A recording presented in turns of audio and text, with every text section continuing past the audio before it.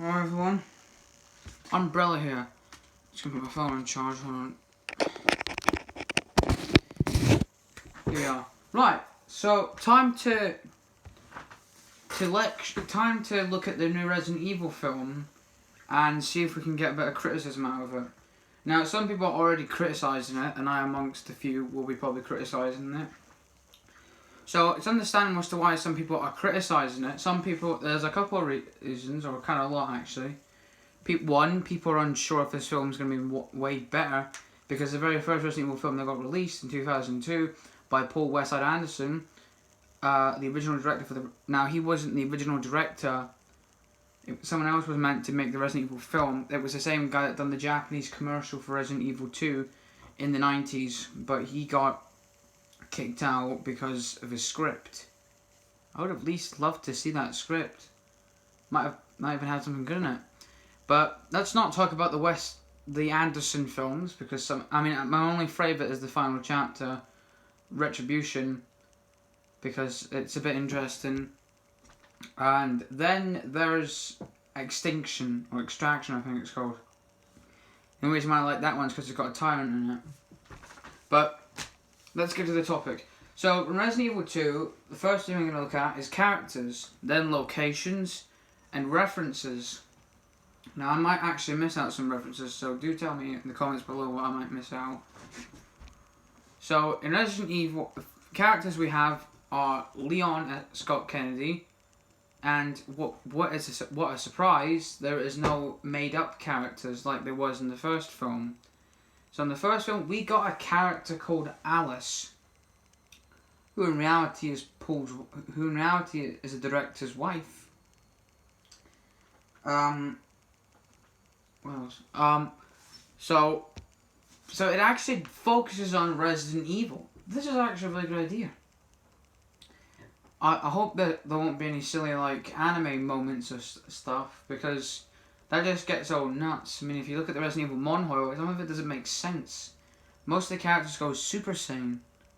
You could do that for a Goku comic, or probably perhaps for the people who love to have a crossover on the internet, but I don't really know that would work for the game. Anywho, so we have Leon Scott Kennedy, obviously. We have Claire Redfield, Chris Redfield, which I don't know why he's in this, but that's okay. Though he's not in the Resident Evil 2, he's actually not in the. He's not even in the city. He's in Europe. Then, what else? Then there's Jill Valentine, so it makes sense. It makes sense as to why she's in the film, because if this film plans to combine with Resident Evil 2 and 3, this is where we get to the point. This is where we get to the bit when I say, where the fuck's Nemesis in all of this? Where is he? I just came up with this idea. What if Welcome to Raccoon City could be a part 1 film? We'll probably at least have it 1 hour or 2 hours. Then, like they did with Avengers Infinity War, and then, in part 1 they lose, in part 2 they win. I mean, don't have that for Resident Evil, but at least have the characters escaping. I don't know if that would actually count. It would actually give Nemesis more screen time, though, if you think about it. But Nemesis isn't in this film. He's not in this film. Which doesn't make sense, considering, so the characters I also want to point out, the only 2 actors I know of so far that I recognise are Tom Hopper, who's going to be playing as Albert Wesker, I think. Then there's Neil McDoyle, who plays as the sinister William Birkin. That's how we can describe William Birkin. Sinister, a craven-loving G-virus guy. He craves for his own virus. So that, in the film, that's actually good. It shows us just how much William Birkin is willing. He has so much. He devotes his life towards the G-virus and studies it. In the trailer, it shows him. It's like he's experimenting on people. And at one point, there's a little girl in the corner, and I can assume this is Sherry. Sherry is obviously going to be in the film. I looked at the cast and didn't say her name might be there somewhere. I don't know.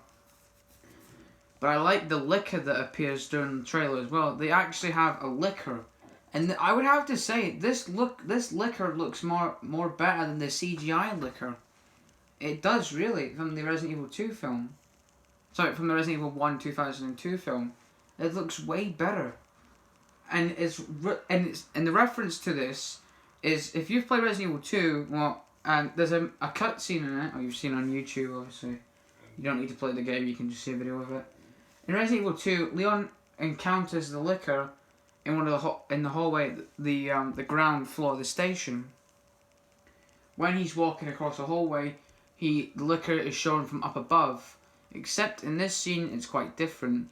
Claire Redfield, and it's Claire's in this scene as well, which she didn't have that. That wasn't in the game. Leon encounters the liquor all by himself.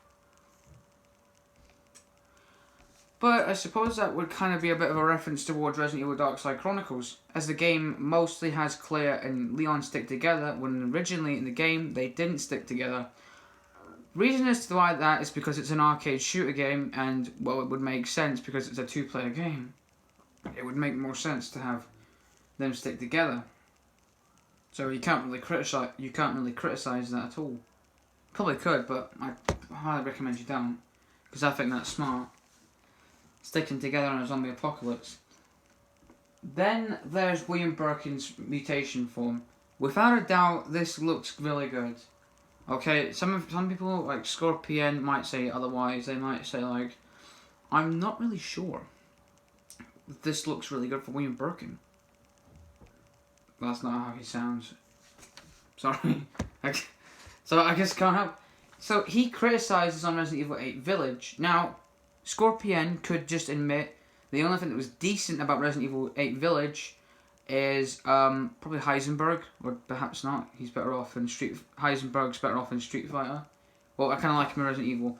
And well, the other thing that could be decent, at least he could say, is the weapons in the game are perhaps good. They may not make sense. But, well, I should point out that in real life, you can't have acid rounds for a grenade launcher. You can't have that in real life. So, a rocket pistol is just going the next level, really. The weapons are decent, alright? So you may not like the storyline. I understand. You prefer the original Resident Evil stuff in that. We could at least just say that the guns are decent. I mean, we may not have the minigun, unless that's a DLC, but I don't know. I mean, Capcom could put a minigun in, because they did say they were planning to bring a DLC to the Resident Evil 8 Village game. And when that comes out, I might play it. If my PlayStation actually gives it to me. Jesus. Anywho, so the film looks really good. It also is going to involve Lisa Trevor. Now that's even more interesting. She's probably going to be in the scene with the mansion, probably. Because I couldn't imagine her anywhere else but the mansion. This is going a good step. This is going a good way. I like where this is going. We have a sinister William Birkin. We have Claire and Leon encounter liquor. And we have Lisa Trevor in the film, who's well known for being immortal. If you can survive a nuclear explosion, or being trapped by or being crushed by a chandelier. But this is really good. And I like the appearance of the character as well. It has the same similarity to. It's the same, a similar appearance to the Resident Evil 1 Lisa Trevor. This is really good. This is really, really good. This is actually better than what we had in the first film. I will go out on a limb and say that's even better. And the film shows us that Claire Redfield is devoted towards bringing down the Umbrella Corporation, as she believes that they are responsible for the creation, the kidnapping of people, and the deaths of those hikers that were killed in the Arklay Mountains, and are responsible for the creation of bioweaponry. Now, the only thing that disappoints me is that where is Nemesis, and where the fuck is Mr. X, or Tyrant? That kind of upsets me a bit, that kind of annoys me, because Mr. X isn't in this film. I would have loved that. That would have been really good. That would have been the smartest idea ever. Having Mr. X in the film. Of course, you could just give him his classic appearance, but I think you should stick with you could give him his remake appearance. Probably not for Nemesis, because most people don't like Nemesis' appearance. I do, but I don't know. I think I would have to let people just give him his classic appearance, and the stitched eye as well. But I guess the budget is that big for the film, like with William Birkin and the liquor in that and other things, like the zombie dog, which some people say that zombie dogs that one looks shit, which I don't know why.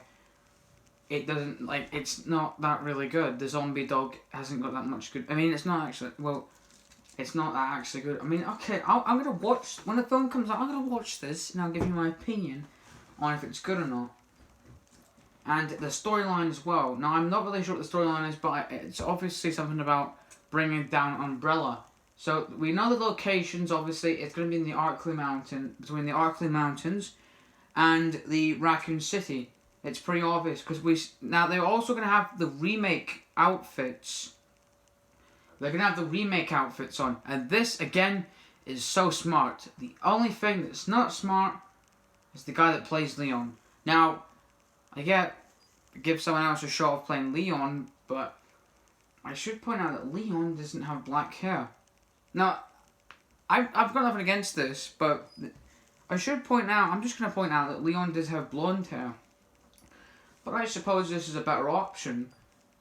It's a better option. But I think I prefer the, despite Resident Evil Retribution being a shit film, I think I prefer that Leon, as it looks more like the Resident Evil 4 Leon. Hell, we could bring that actor back. Yeah, if he hasn't shaved. Well, Leon doesn't have a... Well, listen. I'm alright for these actors to play as all these characters. No, I'm alright for the whole thing. Neil McDoyle playing as William Birkin is actually a smart move. Because Neil McDoyle is... He's a very interesting actor. He has played in films like... God, he played as Eobard Thawne. I'm like, not Eobard Thawne, was it? I don't know. He was in the Flash series. I don't know who he played as. He also played as the villain in Mall Cop. What was it? 2. He was in the sequel. He was the guy that got something chucked to his face by the officer. Or was it pepper spray? I think it was I don't know what that was. It was a long time ago since I saw that film. But him playing it as an antagonist... Oh, he already plays an antagonist. But him playing it as an evil man... Well, again, he has played as an evil man before. But playing as a guy that is devoting his life towards the G-Virus, this is taking a turn. And I'm hoping that he actually does the mutation form in the film. It better not look shit. Like, we get to see a scene where he mutates into his G-infected form. Now, I would love it when we could just have him start off with the giant arm, as usual in the game, like before, and probably work his way to his third form, because in the film it shows him in his third form climbing up what I can assume is the lift that's taking down the locomotive.